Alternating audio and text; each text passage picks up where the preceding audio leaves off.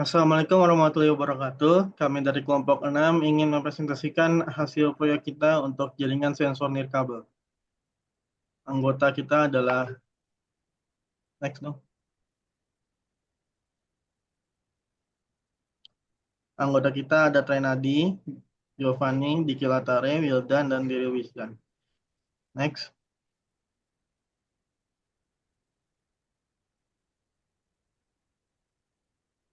Pertama ada Kuja Simulator Step by Step. Kuja adalah simulator jaringan yang memungkinkan emulasi platform perangkat keras nyata.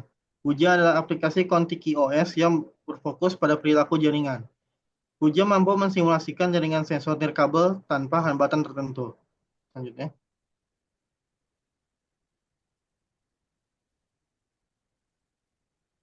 Ya, ini step by step yang pertama, kita download dan install VirtualBox. VirtualBox adalah perangkat lunak virtualisasi yang memungkinkan Anda menjalankan sistem operasi atau OS lain di dalam sistem operasi utama.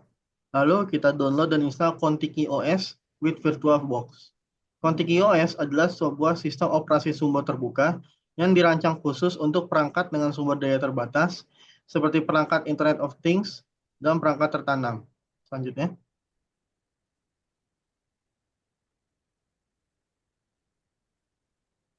Lalu tiga, kita menginstal Contiki OS, di mana kita harus menentukan folder instalasi Contiki OS sesuai dengan struktur direktori yang Anda gunakan.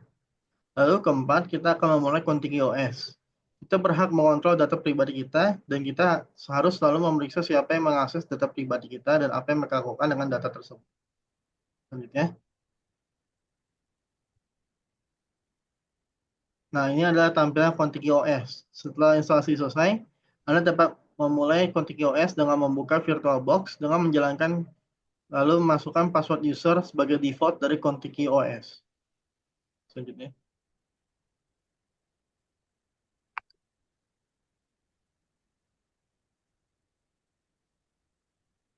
Lalu yang keenam, kita memulai project simulation.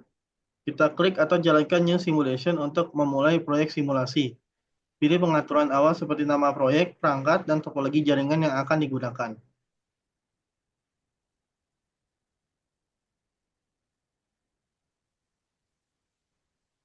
Selanjutnya kita akan memulai simulator yang akan diajukan oleh teman saya.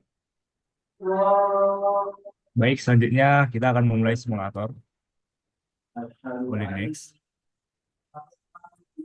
Pertama kita harus menambahkan perangkat atau mode, yaitu kita bisa klik pada browse, lalu pilih ke Contiki versi 2,7 di folder home.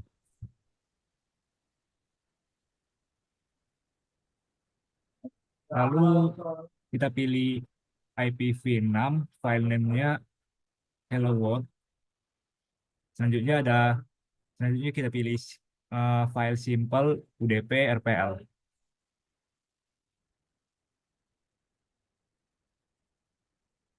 Dari next.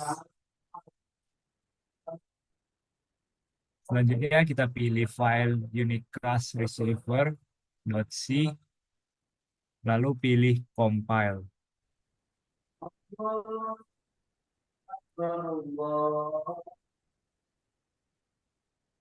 Selanjutnya setelah di compile kita pilih create, lalu pilih satu di sky mode-nya, lalu add modes.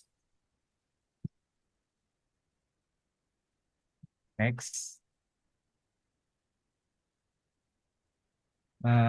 Lalu kita bisa receiver sky mode sudah ditambahkan ke jaringan.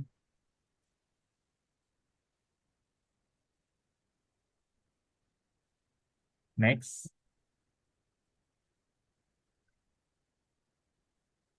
Nah, selanjutnya membuat mode pengirim.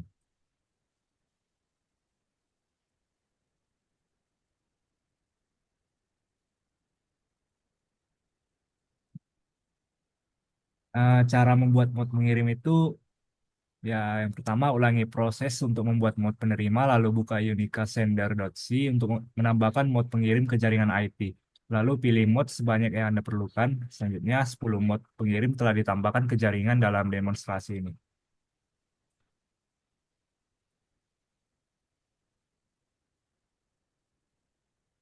Setelah itu pilih compile seperti sebelumnya, lalu tampilan satu mode ini sebagai berikut, dan mode sender.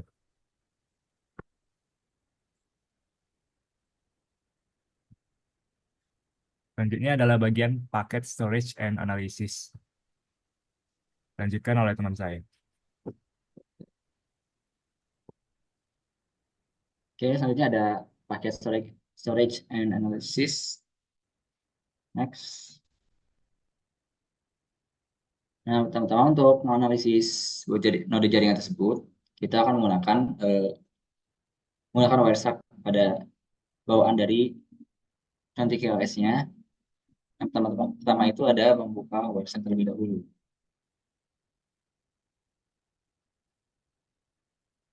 Eh, Setelah itu kita kembali lagi ke kode simulatornya lagi. Setelah itu di sini ada simulation control. Simulation control ini kita hidupkan, kita start. Lalu di sini ada network ini akan berjalan ya sesuai dengan semestinya. Ya, lalu ini ada pilih radio message. Next. Nah, di dalam radio message ini ada tiga, ada no analyzer, ada nano WVAN analyzer, dan analyzer with PCAP. Dan ini kita akan memilih analyzer with PCAP.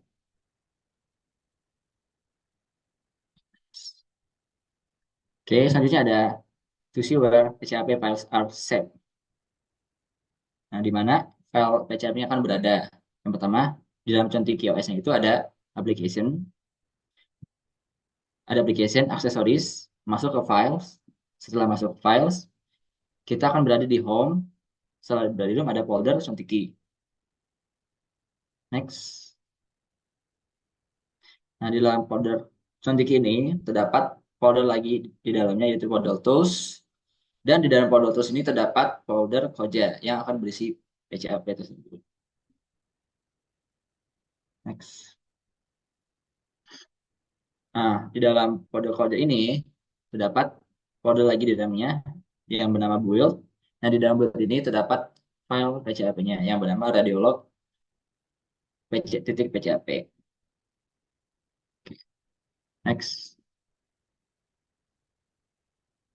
Nah, untuk penjelasan selanjutnya akan dijelaskan oleh Trenadi Bagas. Selanjutnya adalah membuka file PCAP via Wireshark. Kemudian pada file, pilih export file sebagai CSV. Next.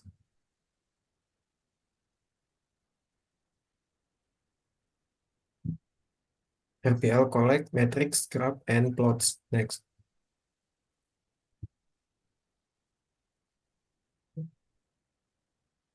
Yang pertama pada salah satu mod, di klik kanan, pilih mod tools for Sky1, collect view, dan pilih file PCAP. Next.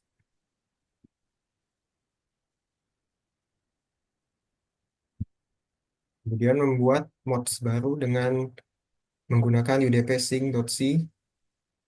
Kemudian pada simulator sudah terdapat node udp sync.c. Next.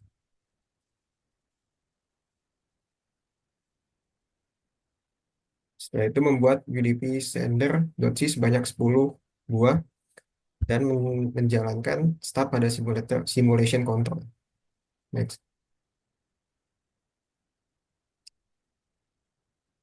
Kemudian pada salah satu mod, klik kanan pada sync node berwarna hijau, lalu pilih mod tools for Sky1 dan pilih collect view. Kemudian pilih start collect dan send command to nodes. Next.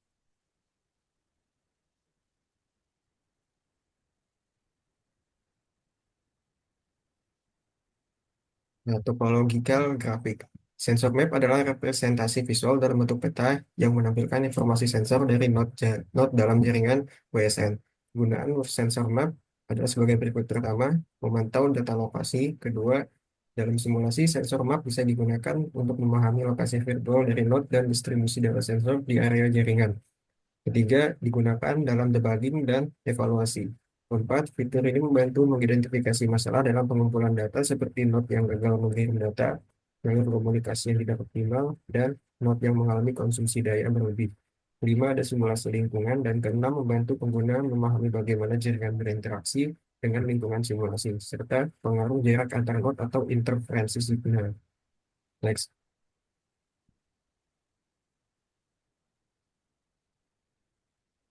Kemudian ada network graph. Network graph adalah representasi visual dari hubungan atau koneksi antar elemen dalam suatu sistem yang biasanya digunakan untuk memahami struktur dan pola interaksi.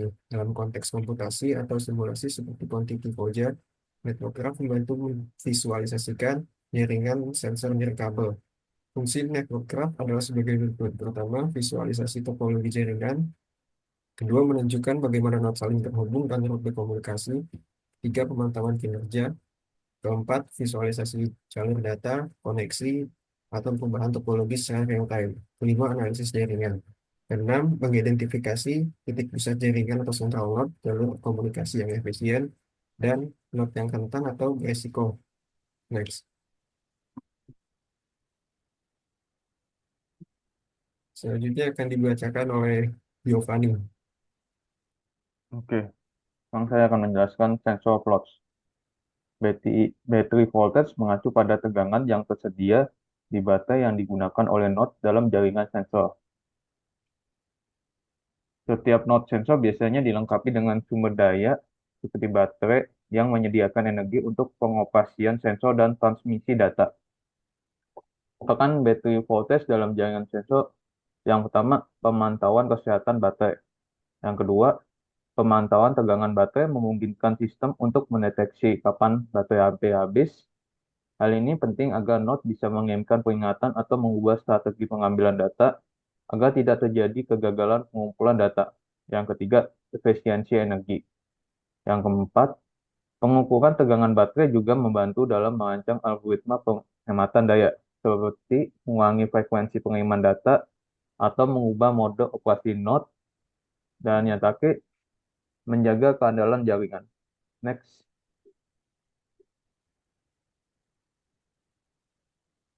Yang kedua ada sensor plots. Fungsi average temperatur dalam jaringan sensor. Yang pertama, monitoring lingkungan. Sensor suhu digunakan untuk memantau suhu di berbagai tempat. Misal, suhu ruangan, suhu tanah dalam pertanian, atau suhu udara di luar ruangan. Yang kedua, pengumpulan data. Data suhu yang dikumpulkan oleh sensor akan dikirimkan secara berkala ke node pusat yang bisa dianalisis untuk mendapatkan informasi lebih lanjut. Yang terakhir, visualisasi, visualisasi data. Di Kontiki Koja, data suhu yang dikumpulkan bisa ditampilkan dalam bentuk grafik atau peta untuk memudahkan pemantauan secara real time. Next.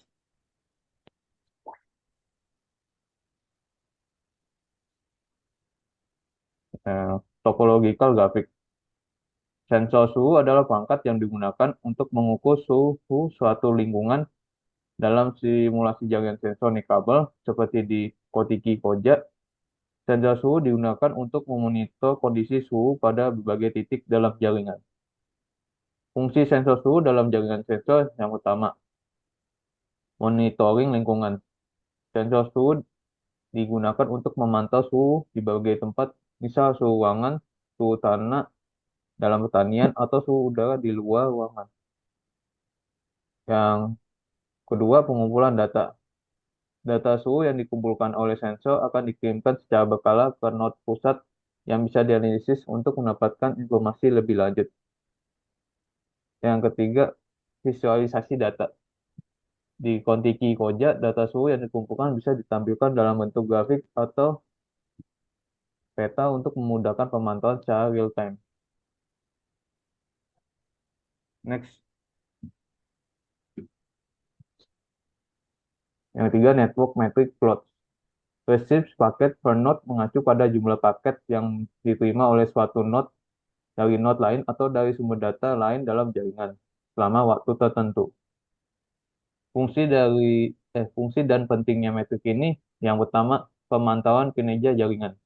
Yang kedua, mengukur receive paket per node memberikan wawasan tentang kualitas komunikasi antar node dalam jaringan. Jika jumlah paket yang diterima rendah, ini mungkin menunjukkan masalah seperti gangguan atau kegagalan dalam pengiriman data. Yang ketiga, deteksi masalah dalam jaringan. Jika sebuah node menerima lebih sedikit paket dibandingkan dengan node lainnya, hal ini bisa menunjukkan adanya masalah pada node tersebut, seperti kekurangan daya baterai, jangkauan sinyal yang buruk, atau masalah pada perangkat keras. Next.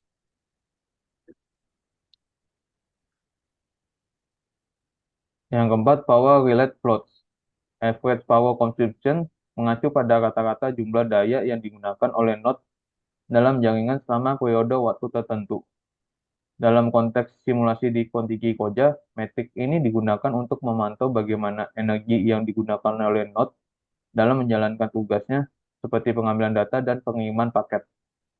Fungsi dan pentingnya metrik rata-rata konsumsi daya, yang pertama, evaluasi efisiensi energi. Yang kedua, rata-rata konsumsi daya membantu dalam mengevaluasi seberapa efisien node menggunakan sumber daya yang tersedia. Jika konsumsi daya terlalu tinggi, maka masa hidup baterai node akan berkurang, yang dapat menyebabkan kegagalan dalam jaringan. Yang terakhir, penghematan energi. Dengan mengetahui average power consumption, kamu dapat merancang algoritma dan strategi untuk menghemat daya seperti mengurangi frekuensi pengambilan data atau mengubah mode operasi node agar lebih hemat.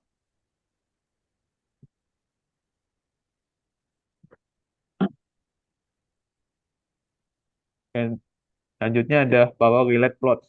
Grafik historical power consumption ada alat visualisasi yang menampilkan perubahan konsumsi daya selama periode waktu tertentu. Grafik ini membantu kita menganalisis pola penggunaan energi untuk penghematan atau perencanaan kebutuhan daya di masa depan. Komponen utamanya adalah yang pertama adalah sumbu X yang biasanya digunakan untuk menunjukkan waktu. Kedua, sumbu Y untuk menunjukkan jumlah konsumsi daya. Yang ketiga, ada tiga jenis grafik, ada line chart yang cocok untuk menunjukkan tren konsumsi daya dari waktu ke waktu. Yang kedua, ada bar chart yang digunakan untuk membandingkan konsumsi antar waktu tertentu. Yang terakhir ada area chart yang menunjukkan perubahan dengan tampilan yang lebih penuh. Yang keempat, indikator utama terdapat dua, ada batas maksimum, minimum, dan yang terakhir ada pembandingan dengan target atau benchmark. Next.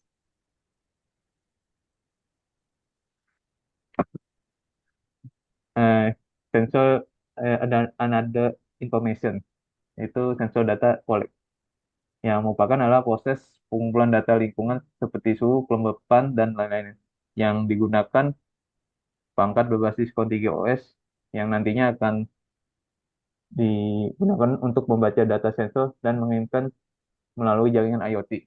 Next. Dan topological grafik.